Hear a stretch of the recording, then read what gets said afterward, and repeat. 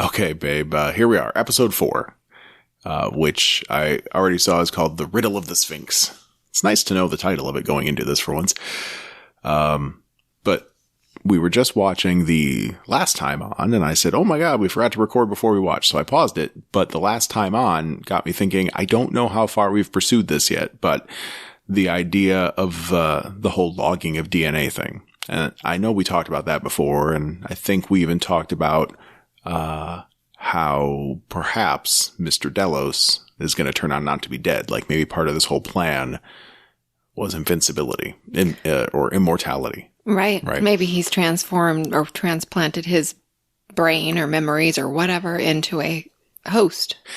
But there was a thing in episode 1 when we found out about the logging of DNA that got me, I guess at the time I was confused.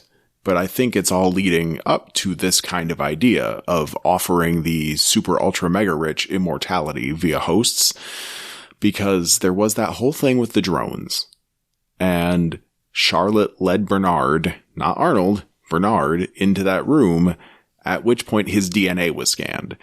And that at episode 1, I was thinking, how is it possible for the host to have DNA? Because they're not alive. They have fleshy type stuff that sure is like the real thing, only, you can repair it. Mm-hmm. You can patch the skin, which you can't do as so much with human skin so easily. So then, after these last few weeks, I'm thinking, well, maybe Bernard was Ford's first foray, so to speak, into that arena of achieving immortality. And it wasn't a direct and voluntary upload of Arnold, and Arnold was already dead. It was a recreation of Arnold, but he could have used Arnold's DNA to make Bernard's fleshy stuff. Because then, I guess more than anything, Bernard would have DNA, which he shouldn't have if he's a robot. You know what I mean? Correct, right. And I guess that would make... it's interesting. And who was it? Was it Bernard that was talking about Lazarus? Who was it that mentioned that? Oh, I don't remember. I don't know. I know that came up. I don't remember who said it. Right. They were talking, and they were making a point of talking about Lazarus. And I don't know if they're linking it to like. And that was the biblical. The dead coming back, or the dead returning, or resuscitation, or. Which also was a thing from Batman comics too. The Lazarus Pit was a place where his arch villain Ra's al Ghul would go to heal and resurrect himself. Interesting. So they put his body in the pit. He'd come back a few days later. That guy is going to come back. What's his name? Delos? Is that the Mr. Delos. Jim, I think. Yeah, so who's he going to be? I think that's what this is all about. I think it's going to be an indictment, because it's something that I've thought about too, which is like, it doesn't seem like we're that far away from being able to like tweak your genetics. Like just do like one of those little things where they poke a gene and turn a little switch on and off. Mm-hmm. And you could do some of that stuff to halt aging, or maybe even reverse some aspects of aging. It doesn't seem like we're that far from that. And if we're not that far from that, cloning someone is certainly a possible thing. We've done it to pets. Right. Well, they talk about that company now that's out supposedly recording your brain. Oh, yeah. And saving it for whenever the day comes along when they can. I know. I don't buy it. But yes, so there's a company that will now let you buy your way into immortality they will like upload your brain within minutes of your death, which I'm pretty sure is going to require them to be the ones that kill you. Yes, but if you're going to die anyway, we're all going to die anyway. Sure, if it's a suicide machine kind of thing. Then you can be alive again someday. And that's what they're aiming for, to someday be able to make you alive again. So I think that's where all of this is going, because whether it's cloning, saving your frozen head, uploading your brain, this, the shit that we're talking about maybe being a possibility here in Westworld, cloning your DNA into a robot.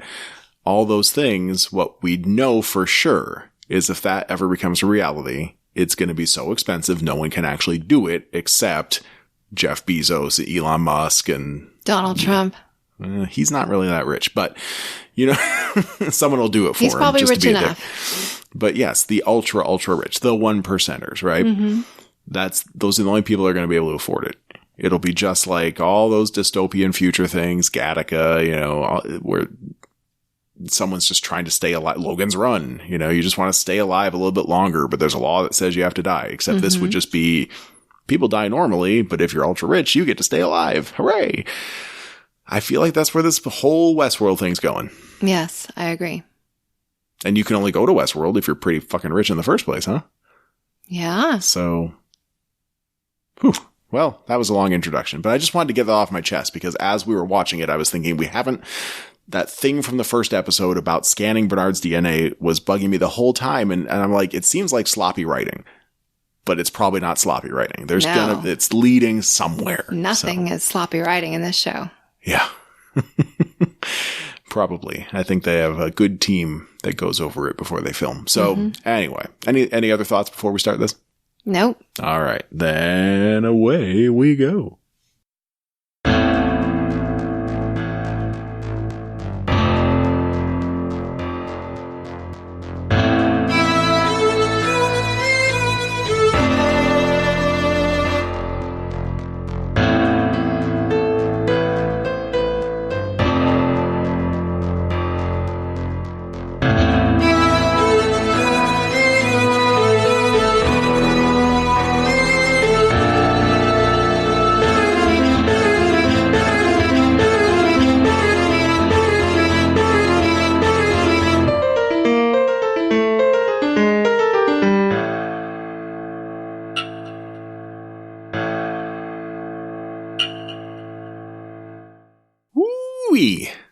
Man in Black's daughter hangs out in the park. What do you think of that? Well, wow. I think, is she there to get back at him somehow? Is she there to make him come home? Is she there just for kicks? What the fuck is she there for? She was hanging out in the whole other world. Does she work for the company also? Well, probably. I mean, she's got to have some level of security clearance. She doesn't have to. She could just be a guest. Yeah, but she's at least got to be a VIP guest. So, okay. But she was in a totally different park, so she didn't want to hang out with Dad. This is crazy town. This is crazy. So we have, again, two different I think just two this time. Two different timelines. Well, I mean, I was counting 3 different stories, but 2 different timelines. Yeah. Okay, so now 4 stories, kinda. I mean, where do you want to start? Grace's stories. Well, I was going to have us start with the whole cloning thing, since now that was totally confirmed. Except it's not going that great. Right, so Delos is being cloned over and over and over again. Right, so we start the episode with Jim Delos, riding an exercise bike, smoking. Dancing around. Jerking off, I think. I think he was jerking off. Yeah, I think so too. And William visits and... Okay, so we get the aim to cheat the devil. You're aiming to cheat the devil. So we know he's looking for eternal life. It's not like that's a big surprise after the last episode. Mm-hmm. And so what they play it off as is that they're about to clone him. So they're doing this interview for fidelity's sake. So they're going to go do it with the clone host version of Jim Delos now, but that's not what it is. And so in the first scene, William hands Jim a piece of paper, and I wrote down, I bet that's a script of what they just said. Mm-hmm. Sure enough, that's what we find out the next time we see them, right? Right. And that's when Jim was really dancing up a storm and just having the time of his life in that little apartment. So at that point, we find out that it's been 7 years since Jim died, and his wife died too. Right. Oh my gosh. William's coming to visit him every day. And it's just like 50 first dates. Yeah. Yeah, it really is. I don't know if it's every day he's coming. Every day that Jim's alive to do the interview. Okay, so maybe it takes them how many days does it take to make a host? Well, the way they do that 3D printing, it looks like it takes a while. A day, a week, a month? Well, let's say another week. A week. Sure. Sure. Okay, 7 days. Maybe. So he comes every 7 days? Well, I guess when Jim Delos is up and running, maybe he's coming every day for No, those 'cause they 7 said days. He made it 35 days this time. Well, at the end, yeah. But in that intermediate scene, so there's like 3 scenes with Jim and William. So in the medium scene, the second scene, that's when we see that after the 7 days, Jim Delos is having tremors and he's losing a little cognitive. Mm-hmm. So they turn him off and then firebomb the entire apartment, which really seems like a waste of very nice furniture. I don't know what that could be about. Why would they do that? To get rid of the smell of cigarettes? So like Jim Delos wakes up in a fresh and clean room? I mean, it's just silly. I don't know, but everything's 3D printed, so maybe it's just easy to print it all again. Oh, good point. 3D print yourself some new furniture. But why? I don't know. It's still a waste of resources. It's a tremendous waste of resources. Yeah, I don't know. I hope maybe we'll get an explanation for that later, because it is, sure, it's like great dystopian sci-fi kind of stuff, but it's just really, really over the top wasteful. And so it's that third one where now old William walks in. And so how many years later is that? Let's see, it's got to be like... Well, look at Grace. How old is she? Mid-30s? Early 30s? Sure. And so it could be 30 years later. She was a little girl at the retirement party. So it's been at least, I'm going to say, 20, 25 years.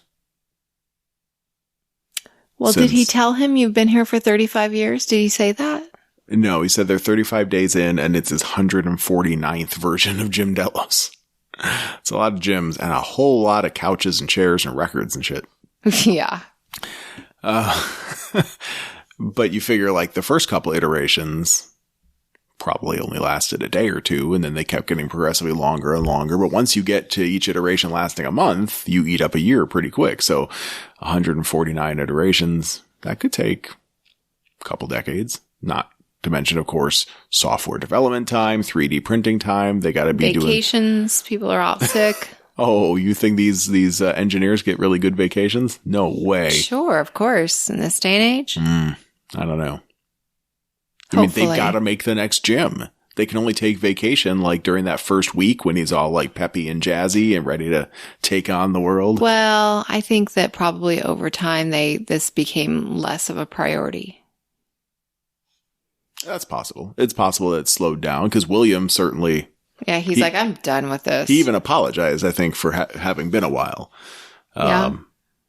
But it was interesting in that final conversation where, because William was so fucking old, Jim immediately figured out that he was a host. And that you didn't have to have that part of the conversation. But see, this is where I don't understand. How, if that part is unscripted, how can they create any unscripted dialogue? Jim, or just in general with AI? Hosts. Well, I mean, that's something people are working on right now with AI, is the improvisation aspect of having a pool of words to pick from and trying to come up with something appropriate for the situation randomly. So, but part of it is scripted. Well, yeah, it would seem so. That just doesn't make sense. Or not necessarily scripted.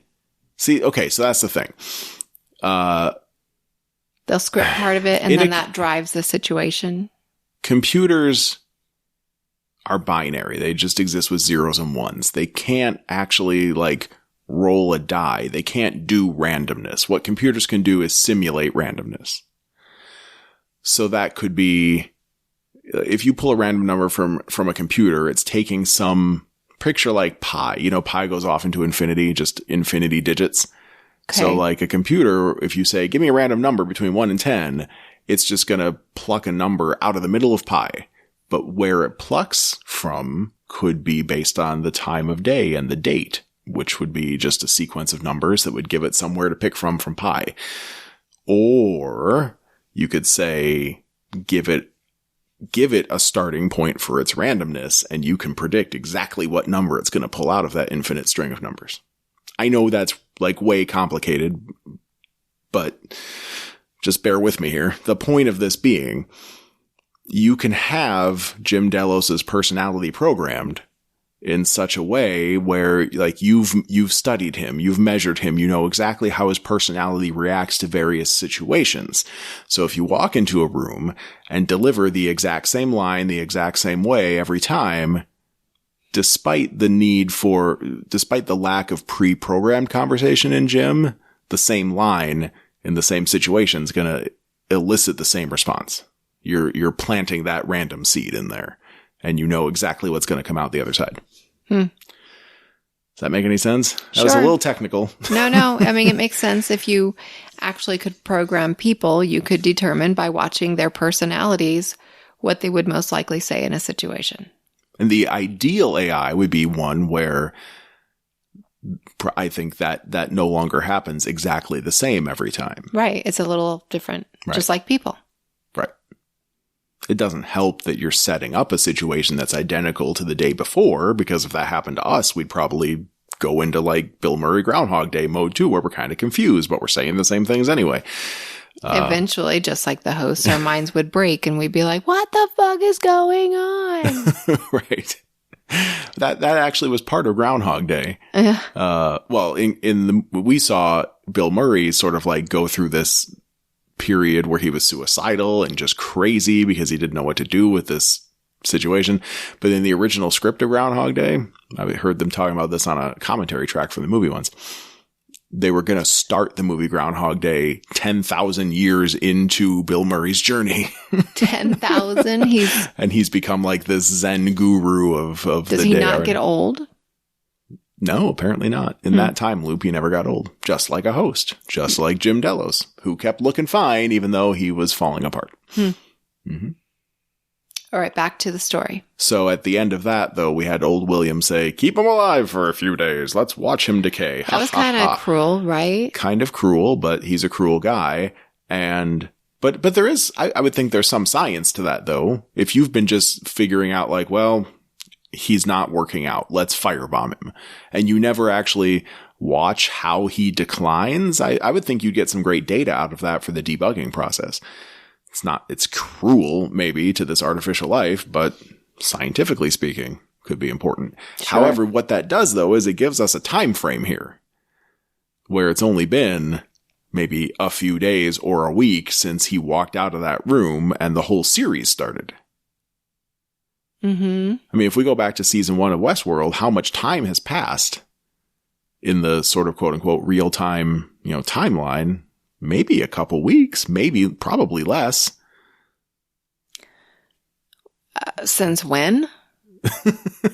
Well, since which timeline? It's hard to say for sure. Since what we would consider the present day timeline, even though it's still far future. But with old William. Okay, so say from the point that Maeve and the park has gone crazy. Well, no, I'm saying like from the point where we first saw old William emerge from the shadows and drag Dolores off to be raped in like episode 1. All right. Right? Yeah. From the first time we saw that till this episode we're watching now, probably a week or two, maybe.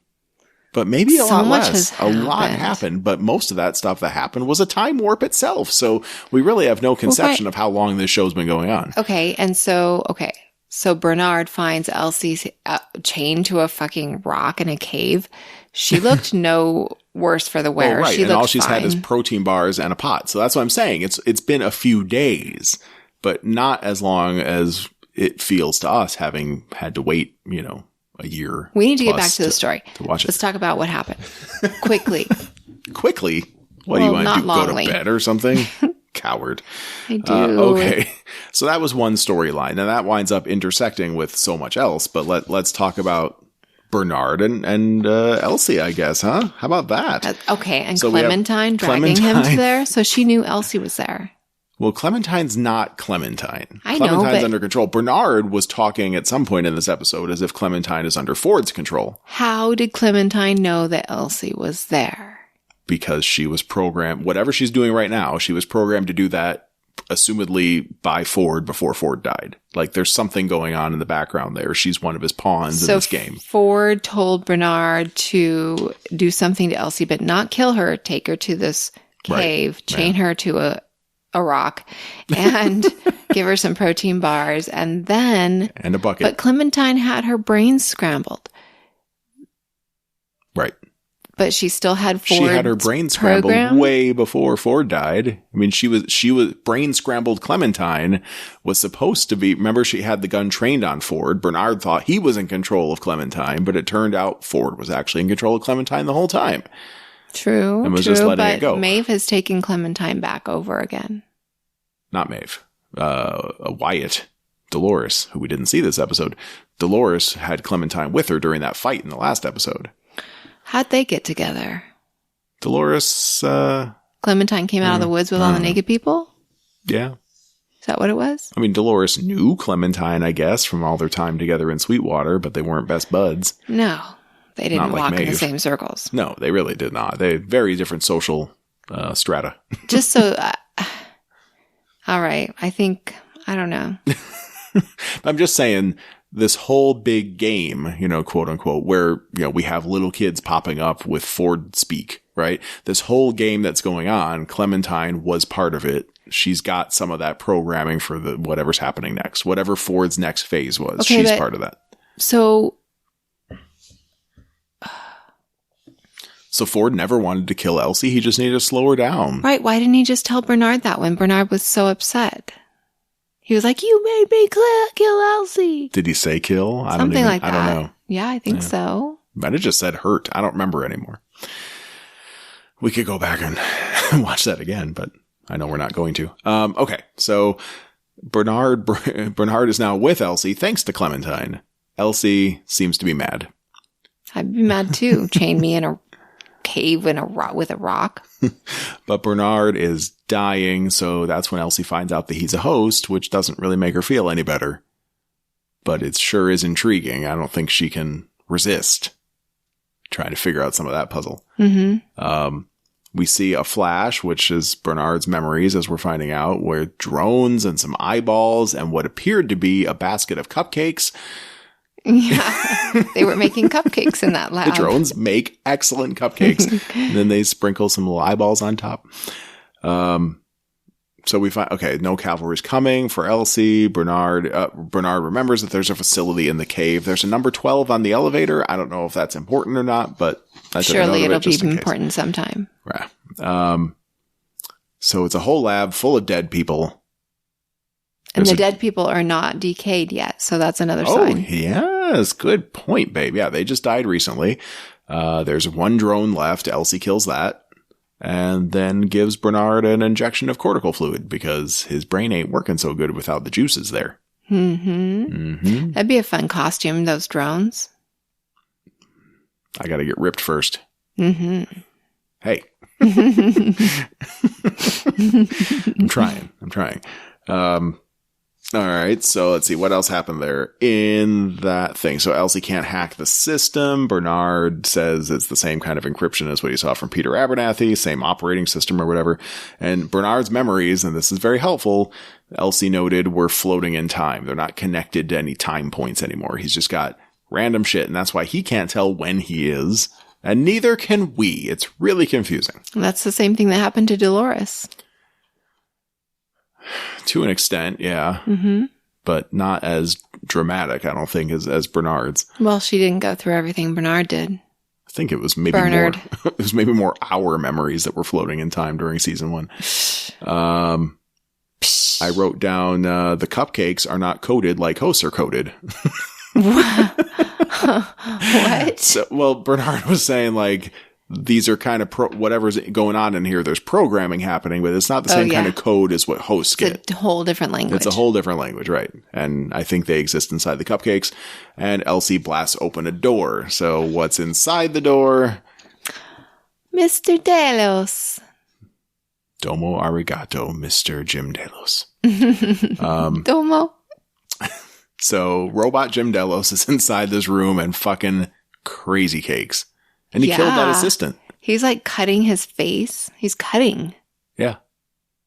And he went on this, at one point with Bernard, he went on this diatribe about above and below. I think it was like a heaven and hell, God and devil thing. And he was trying to see the light, but I'm sure he said some important shit, but I just could not follow. Well, his accent didn't help. There was a religious aspect to it, though, that was very similar, I think, to what we saw in season 1 with the people in the church, the whole bicameral mind concept, and how it was breaking their brains because they thought it was God, but it really wasn't God. It was programming, but they were super confused.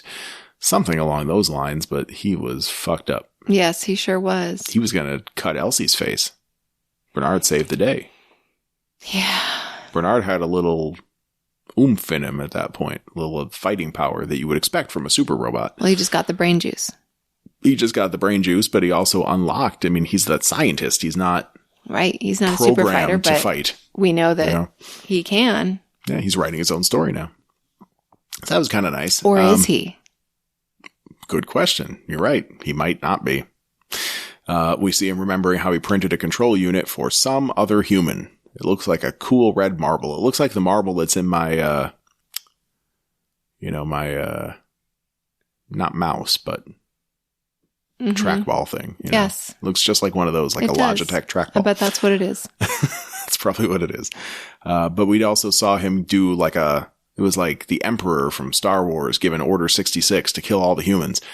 He like whispers to a drone in that lab. Yeah. Everyone gets their asses killed by those badass drones. But he does not share that information with Elsie. So that does maybe call him into question a little bit. He could turn out to be the evil mastermind and he's just playing dumb. Okay, so now Bernard came in and told the drones to kill everybody and then break their necks. And where was Delos during this time? Locked up in that room. Because that was down the hall. It was across the way. Oh, okay. It wasn't in the same place. Yeah, remember, they were in the lab and then Elsie went and saw that door and had to shoot the lock off. So Bernard never went to that door. As far as we know. But he did recognize James Delos, as he called him. He recognized him before he killed him. Okay. Or before they terminated him. Interesting. Yeah. So Bernard seemed as confused by that as anyone, but he also doesn't seem to have that control unit on him anymore, and we don't know who it was for. Could be for Ford. Maybe we're going to get a host Ford before the end of this. Maybe that was Ford's big plan, is I'm going to die, but it's okay, because Bernard already printed a control unit of me. Actually, that makes a fuckload of sense. Why else would someone willingly get their brains blown out? Yeah, and they said they needed it for, yes, I mean... That's got to be it. There's going to be a host Ford, and we're going to get to watch him go, like, fucking crazy after a few days. Who is it? Well, he's going to look like Ford. Could it be Dolores? Who? Could Ford had put himself into Dolores also? Phew, boy, that would really mess her up. No, I don't think so. I mean, because it's a different kind of programming than the host code that's in Dolores. But it could be Ford. Maybe they grew another Ford in a vat somewhere. That'd be awesome. Because I miss Anthony Hopkins. He is the best. All right, so the third plot line was William and Lawrence, and eventually Grace. What do we got there? Oh, well, we did see a very cool visual of some workers making a railroad, but using guests as like railroad ties. Yeah. That was awesome. Oh, that's so fucked up. Putting railroad spikes through their mouths. That's like something you would see like in a world or game or movie where there's like a necromancer that's dominated the land. So he built the roads out of corpses. Yeah. Yeah. That was pretty fucked up. I mean, you wouldn't think just innocent old railroad workers would have that kind of personality, but I guess I was wrong. They're going crazy, all of them. Yeah. Well, yeah. And then we saw captive Ashley, and he was meeting Grace, and they were captive by the Ghost Nation, of course. And Ashley noted to Grace that the Ghost Nation was only killing hosts that they found. All the humans they found were just captive. Yeah. Which you would think would be good news for everybody there and help them not panic so much. So the Ghost Nation may be the good guys in all this. Maybe, who really, good guys, you mean helping people? Yeah. Humans? Well, yeah. Are they really the good people? Well, I mean, not all the people that visit Westworld are there bad. to kill. No, they're not all there to kill. Fuck. Or fuck. Fucking's good. What's wrong with fucking? As long as it's not rape. So, well, isn't it kind of rape? Not if the host thinks the host is willing. Okay. Oh, really? I would think so. Yeah. I mean, if you think you're willing, well, that's like, then isn't that kind of like a slave in some level? Well, that's just the overall plot of the whole show. But is that the same kind of evil, though? Especially if you don't know that you're tricking somebody. But you don't know that they're becoming self-aware. I think that changes the whole morality of it, as we just saw in Old Man William. Well, even if something isn't self-aware, is it right to torture it? Probably not. But I used to so I used to, I had some like little rubber action figure guys. I think they were called muscle men. Like they were these little like little pink wrestler figures. I used to have those when I was a kid. And there were a few that I like burned with a magnifying glass or heated up a knife and cut through one of them and cut them in half. I'm not the kid from Toy Story. I'm not making these abominations that live in a universe of never-ending pain.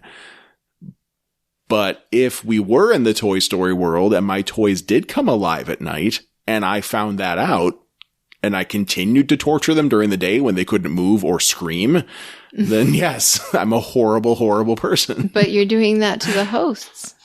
But as far as I know, the hosts are just robots that are programmed to let me fuck them. That's all. You're just fooling yourself. I'm just trying to tell you that the guests aren't necessarily all evil. They're just confused. But so the Ghost Nation guys saving them from being just flat out slaughtered, I'd say is probably an okay thing to do, because now these guests are not going to do what they used to do anymore. Right. They won't be coming back again. Yeah. If they survive this, they are not going to do any more raping and torturing and randomly massacring of hosts. That's just not going to happen. So then they take them all to the riverbank and the guy says, what? Oh, I wrote that down because it was a pretty good quote. So let's see. Let's skip some Man in Black stuff. Where did I put that quote? That was a good quote. We had, yes, Ghost Nation. So they took the captives to, quote unquote, the first of us.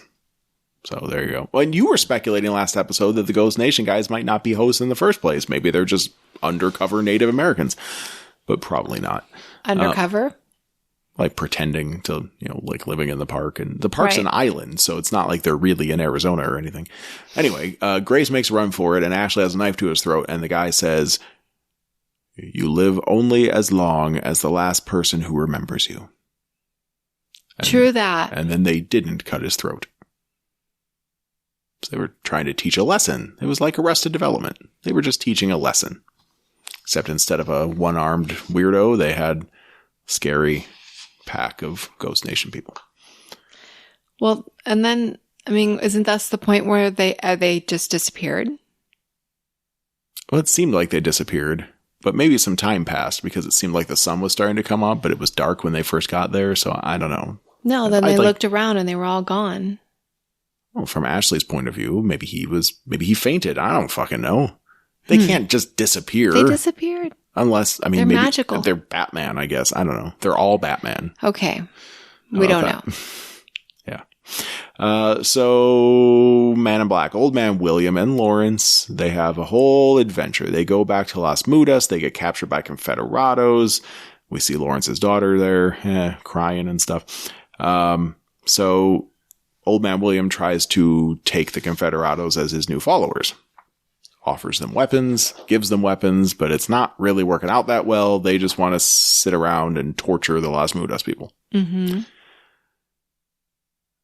So I think William had that plan.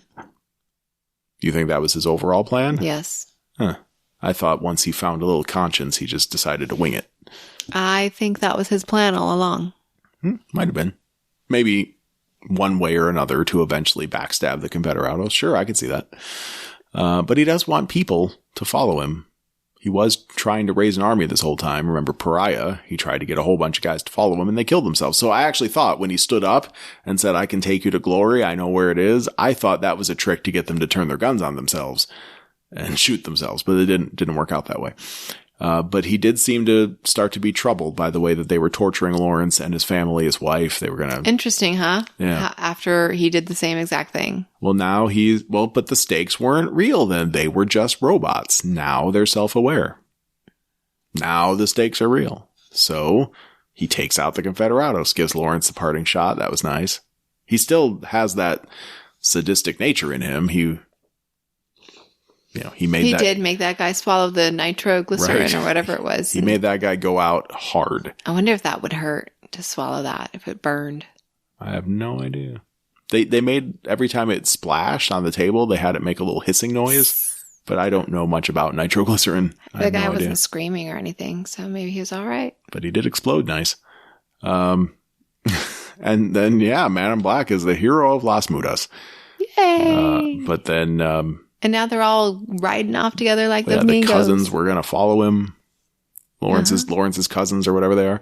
But before he leaves town, though, he has a moment alone with Lawrence's daughter.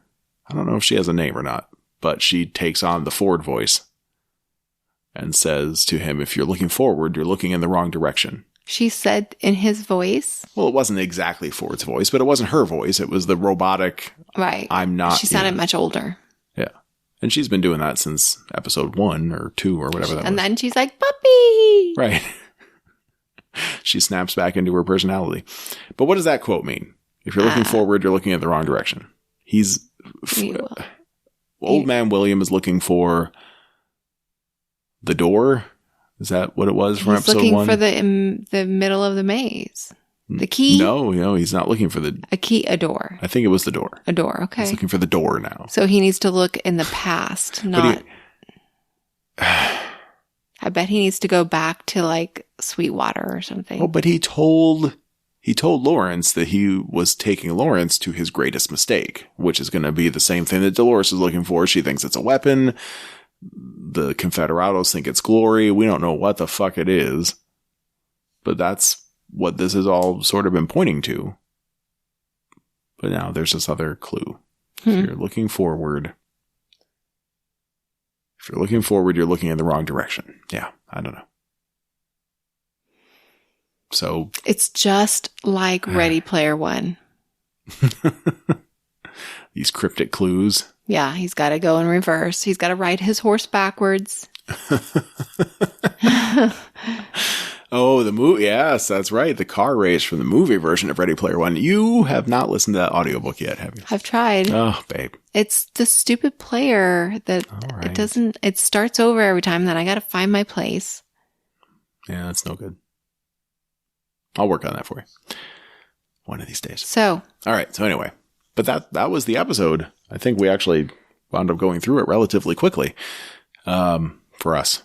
Yeah. In the end, hi, Dad. And then, Grace. Hi, Dad. What the hell is she doing there? I can't wait to find out. She was plenty content having safaris in India. Maybe. I don't know. But now she got trapped in Westworld. Is she hot?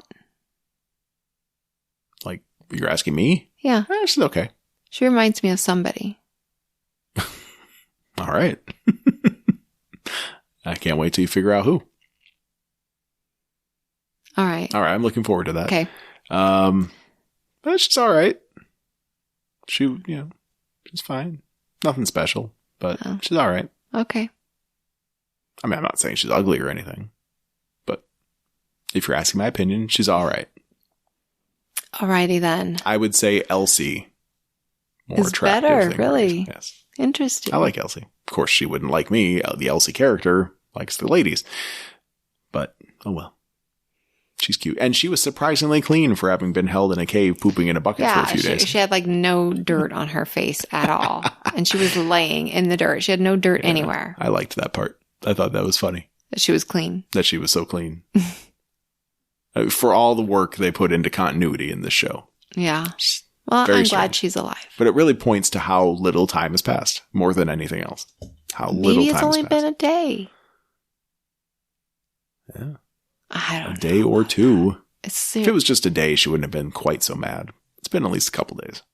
Yeah. Because we had the stuff with like Lee getting drunk and meeting Charlotte. And that kind of stuff. So there were definitely a few days. And I feel like she said days ago. Yeah. But it really, has not been that long since the revolution started. Has not been that long since the first episode. Well, I hope we find out how much time has really passed. Perhaps. Oh, just one last thing on Grace. Before Man in Black decided to become the hero of Las Mudas, which I'm sure in the game version of this is now a title flashing above his head. He was thinking back to something, and I'm pretty sure it was his wife's suicide, which was then referenced later in the scene with Jim Delos. Right, the water overflowing in the tub. Right, water, and then there was a little bit of pink or red, and then it looked like a hand coming. Like it was just like 3 or 4 different flashes, but that must have been his wife's suicide. So he was remembering that and how maybe she was miserable because he was such a piece of shit. And I think it was like she found out what a piece of shit he was in the park or something like that. And like that was the final straw and she couldn't take it anymore. He blames himself for some of this at least. So it was something about remembering that inspired him to do the right thing in Las Mudas. That's right. Well, maybe we'll get to hear more about that, about his private life. And well, now that he's hanging out with Grace, I think it's almost guaranteed. She'll be like, you did this to Mom, and you did that to Mom, and you fucked Dolores to Mom, and you weren't there for my 16th birthday. You know, that kind of stuff. Because why not talk it all out? They're only hanging out in front of a bunch of hosts. They're the only 2 humans there. They can talk about all sorts of personal shit. It's going to be fun. Yeah. Looking forward to next week. Around the campfire. And I hope we find out what happened to Maeve and the samurai. Yeah, we didn't see her at all. We didn't see Dolores. We don't know what the fuck. Yeah. She got shot twice and had to go back to Sweetwater to pick up some condensed milk or some shit. So none of that this episode. Next episode. Next week. We'll be back. We'll be back. All right, let's sign off. All right. Good night. Happy Mother's Day, baby. Oh, thanks. This was a very mother-centric episode, in a manner of speaking. Never mind, one of them was dead in a tub, but still, there was some, so the giving of life was what this episode was all about. So I say kudos to moms like you. Oh, I don't know. I guess that's nice. I'm not sure. I'm trying to put a little bow on it. Thanks, babe. All right. Love you, babe.